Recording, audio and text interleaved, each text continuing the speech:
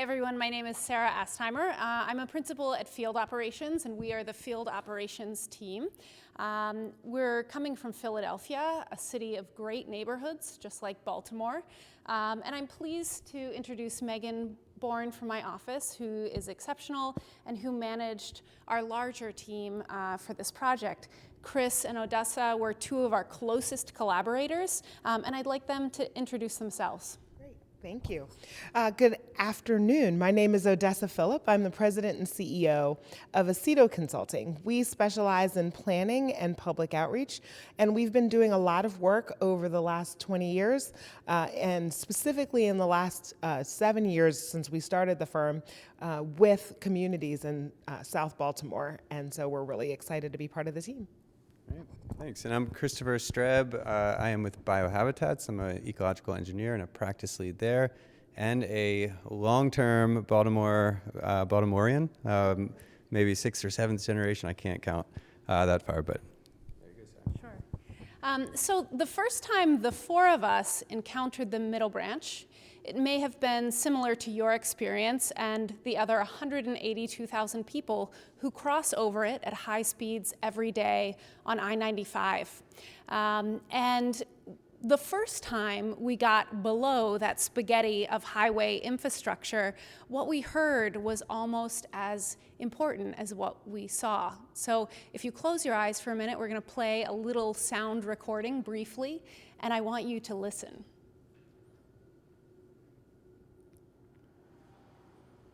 The sound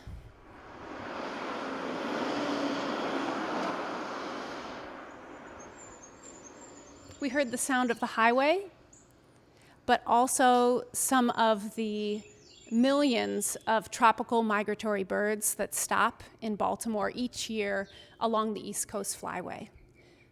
How incredible would it be to amplify the sounds of these birds, enhance their habitat, and invite people in? And this was the area underneath that spaghetti of highway infrastructure, with the vast scale of that, with sort of the droplets of water, this really incredible visceral experience of being on the water itself.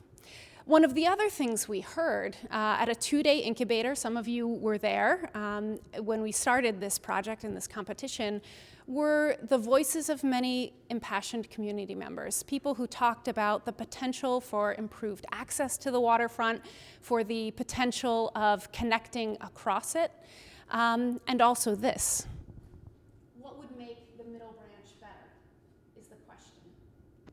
A lot of people, more people, Yeah. really, because it's like empty and I barely see anyone over here. Okay. So, a lot of people would be more better. So our scheme for the Middle Branch waterfront we call Shorelines, and it's about creating a diverse and thick new edge, both for ecology, for habitat, but also for people. And I want to talk a little bit about what we mean by shorelines, because when you think about a shoreline and you think about the edge of the shoreline in the Chesapeake, and certainly Baltimore is a city on the Chesapeake, and really its identity is defined by the water that surrounds the city, you might think literally of that line where water meets land. But shoreline for us, and shoreline in the Chesapeake, is much thicker than that. It's composed of wetlands that act like sponges. It's composed of tidal marshes. It's a place where water flows in and out, creating channels and cove, and it is environmentally rich. When you think about the shoreline in Baltimore itself, you might think about the shoreline of the Inner Harbor. You might think about the shoreline on the port, which shapes so much of Baltimore's industry and economy. But, you know, there's also this forgotten shoreline of the Middle Branch. And this Middle Branch shoreline, when you look at a plan or a map of Baltimore, is actually incredibly large in scale relative to the Inner Harbor and some of the other shorelines. Unfortunately, this sort of legacy of the forgotten shoreline, we believe, has increased challenges with contamination, with trash, with water quality.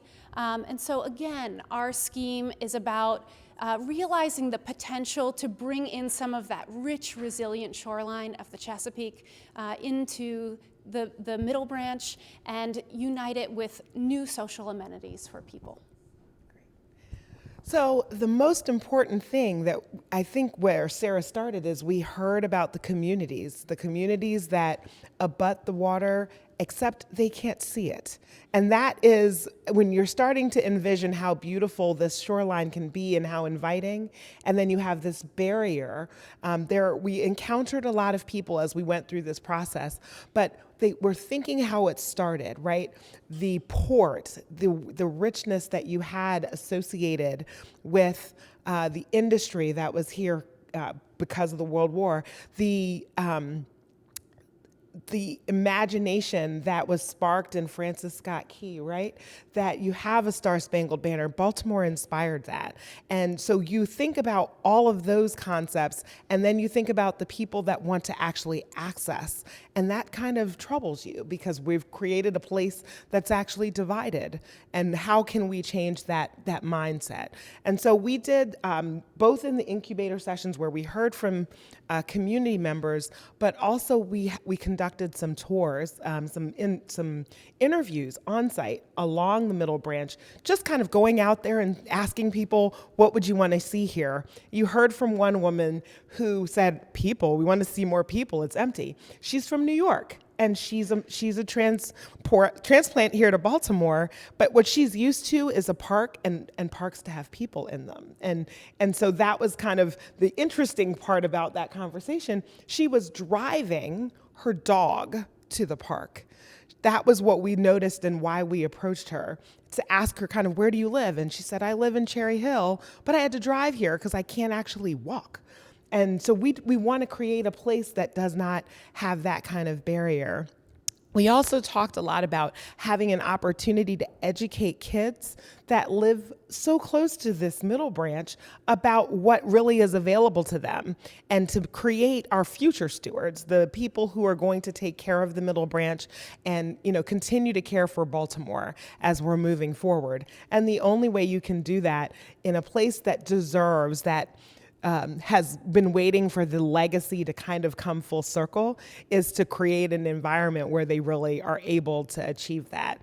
And ultimately, what we talked kind of the most about here was creating future stewards of the Middle Branch, future stewards of Baltimore, and in a way to create and engage people and bring them back in. So speaking of stewardship. Yeah, and so there's this supposition that by bringing people to the water is actually what is needed for the Middle Branch in this case. Because it's been such a barrier to access, it has become forgotten and neglected to some extent. So by bringing people there, we do believe that there's this opportunity to basically build an urge to do something about the issues that are on the Middle Branch, and those are varied. It's a wonderful urban wilderness, but it also has a lot of edges which are steep, eroding, unvegetated, hardened by old infrastructure, and then of course the water quality issues are systemic. I mean, they're the whole watershed. So how can this project actually catalyze improvements throughout the entire watershed? So I think those are big objectives for the plan. So what I think is fascinating about it is that this plan tries to really curate the idea of integrating the habitats. And there's a variety. What we're really seeking to do is create a lot of heterogeneity, a lot of diversity and mixes of habitats ranging from the subtidal all the way through low marsh, high marsh, into a maritime forest. So if you imagine a slope, we have really vertical conditions right now. If we can make that slope more gentle along the shoreline in places, and we can't do that everywhere, but that'll create a more resilient ecological system, more habitat, more access for the wildlife that actually uses the spaces. How can we do that? So there are really two ways that we can create that milder slope. We can cut back in locations, and we can also fill locations. filling is a big permitting hurdle, and we don't want to displace habitat. So we need to be really sensitive about where we place fill to create our marsh. Even though we're doing something beneficial, we don't want to replace that ecosystem, because there are organisms that use that kind of habitat too. So in order to fill or cut, there are other strategies. Dredge could be a big material that we use. The port generates 1.5 million cubic yards per year of dredge. So maybe an opportunity to use that beneficially to build resiliency, not only in the marsh creation, but maybe up high to protect the system from flooding, or the park system from flooding. And also, we have these, behind the swing bridge in this location, there's an enormous amount of sediment that's building up on those piles coming from the Gwynns Falls, really the eroding system of the Gwynns Falls. As we replace that pedestrian bridge, perhaps there's an opportunity there to create a series of tide gates in which we can regulate that tidal inflow, or that sediment inflow, to really create appropriate marsh conditions and mudflat conditions. So with that in mind, just as this plan rolls out, we really are trying to seek a balance between creating access to these spaces, because we think that generates the strength, the social strength, to protect the ecological habitats that we're also restoring. So I'm going to move over here to our plan, and I invite you after this presentation to come up and take a closer look, because we realize these are quite far away. But as Chris mentioned, the pushing out, the pulling in, our scheme is about creating this brand new, thick and diverse edge along the entire Middle Branch. And that is an edge that is resilient both in terms of its ecology, but also in terms of its social use. And of course, central to the scheme is water. We believe that everyone in Baltimore should have the experience of being out on the open water, and we've therefore kept it wide open and expansive, but are strategically connecting across it, are providing new access to it, and providing a continuous shoreline trail that hugs the edge. And I'll talk a little bit about our circulation system. It's composed, therefore, of 3 primary layers. We have a circulation diagram here. Again, I invite you to come and take a look at the boards, a closer look after we're done with this presentation. The first layer is a series of civic connectors, and all of these are brand new, large-scale pedestrian bridges. The first of these is a brand new Cherry Hill Bridge that provides a direct connection between Cherry Hill to Port Covington and further downtown to the north. This is a bridge that runs parallel to the Hanover Street Bridge, but is set back from it. And so when you're on this brand new pedestrian bridge, you'll be able to have a new vantage point of this incredible historic structure that we know is a significant cultural landmark, but also beloved in the city.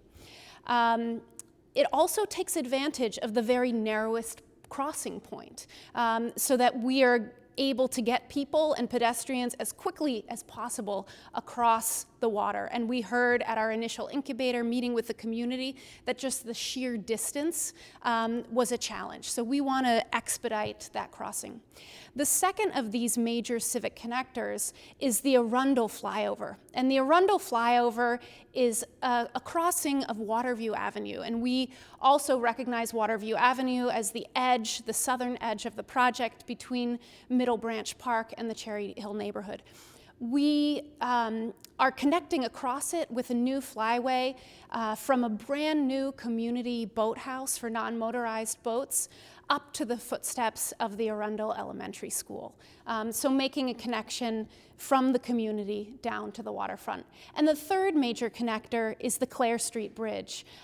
There's an image of the Clare Street Bridge here in the middle of our boards. And this is something that we believe will be just dramatic, taking advantage of the I-95 infrastructure, that spaghetti of highway infrastructure, and suspending a new pedestrian bridge that will bring people directly from Westport up into downtown and across to Port Covington. So the Shoreline Trail is the second of the circulation system, and this is continuous along the entire length of the Middle Branch. We imagine it will be a trail for cyclists, for people jogging, for people running, and in and of itself, an incredible recreational amenity. And then the third point of connection are a series of city loops and links, and these are things that run along the edge of the site and loop back into communities along roads. So you can see them in a variety of locations. There's one associated with Cherry Hill. There's one associated with Brooklyn, which is off the map, one for Westport. And these are simple connections, simple street improvements, new tree planting, new sidewalks. There isn't a sidewalk along Waterview Avenue today, and also a series of new crossing points. So another key component of our scheme are a series of piers, and we have a diagram here, and you can see them in dark orange on our plan. And these piers punctuate the edge of the water. They speak to people's memories of being on the waterfront in this place. They're enhancing opportunities for boating, for crabbing, for fishing, and for all the recreational amenities associated with the water. And then the third thing that's really key and important to our scheme, features that are overlaid onto this new thick edge, are a series of 5 porches. And these are big social porches at the scale of the city. One of the things we recognize in Baltimore, this is great sort of series of stoops and porches everywhere. And there was an architectural photographer for the Sun-Times that back in the day documented these porches and these stoops, but also documented the stewardship of them, people sweeping their front stoop. But what we find really incredible about these porches, these features, is the serendipitous exchange that happens on them. When you're on the front porch, you're engaging with your neighbors.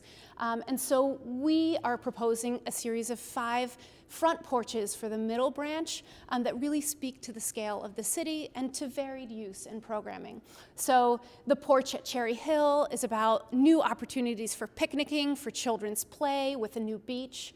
The front porch at Westport is a series of market spaces, community gardens, access to fresh food.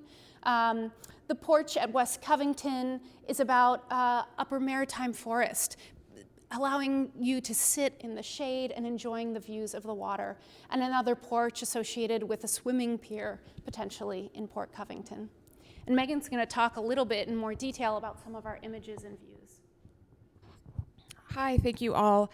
I'm going to walk down here to the plan and then walk you through some of the views. The brief of this competition asked us to think about a park system plan.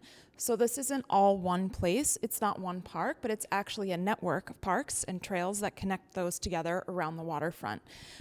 You'll see here in plan, we talked about several of those parks today with the porches and the piers punctuating them and the trail network.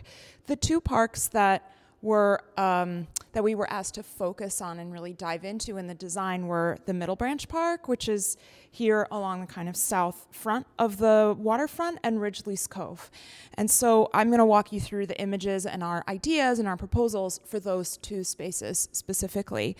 First, to start at Middle Branch Park, which today is the real high point along the Middle Branch. It opens up into a big vista, and you get this great view of the water and of the skyline of Baltimore behind. It's a really iconic view and vista, and we want to celebrate that by maintaining the lawn there, I think adding a kind of pollinator meadow around and reshaping slightly the topography to allow for large festivals and events and gatherings here, and really to celebrate this wonderful view and this large-scale space. Also in Middle Branch Park, we're thinking about lining the front edge of the park with a large sand and oyster shell beach, a gently sloping, as Chris described, gently sloping edge that allows habitat and a wide intertidal zone, but also the opportunity for people to get closer to the water and experience that shoreline condition. In addition to other improvements we're thinking about at the Middle Branch are the picnic porch, which is a space with large canopy shade trees and barbecues for cookouts and family gatherings. This space is proximate to the parking lot for easy access, as well as the children's play area, again with wide open views to the water. Also in Middle Branch Park, further down, I'm going to turn this way, we're looking at the western side of Middle Branch Park kind of being reimagined as Smith Cove. This today is a quieter space. It's thickly planted today, and we would like to improve that planting further and add a series of trails, fishing piers, and discovery piers, which would be an opportunity for kids and for schools to come out and really get close to the environment and the habitat and the ecology. As Sarah mentioned, the Arundel flyover meets a new community boating center, and you'll notice that that is sort of in the location of the current Middle Branch Marina. We think that that space could really be used more publicly and be better accessible, and it would offer opportunities, as you can see here in our view, for kayaks, for canoeing, for sailing. We have an idea about boating piers that would announce itself with a large wooden sail, lots of storage here for rec and parks to offer that type of programming, that water-based programming here at Middle Branch. And finally, just to go up to Ridgely's Cove, thinking about that space as really this opportunity to create large urban wilderness on the Middle Branch. How amazing would it be to be suspended above the marsh, above the shore on this bridge, while also floating below the I-95 interchange? And really that interesting dynamic relationship of big urban infrastructure with big urban habitat. And I think that area is about kind of remaining simple, allowing people access to it, but keeping it quiet and keeping it very habitat and environmentally driven.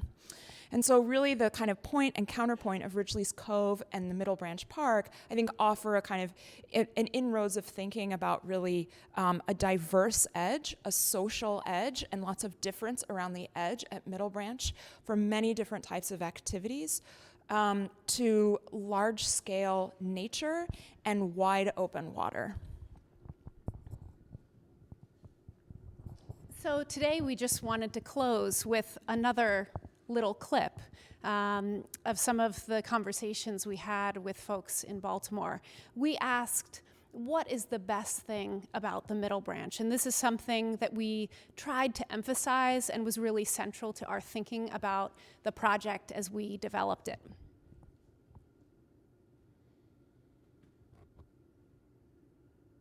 But the people, good people.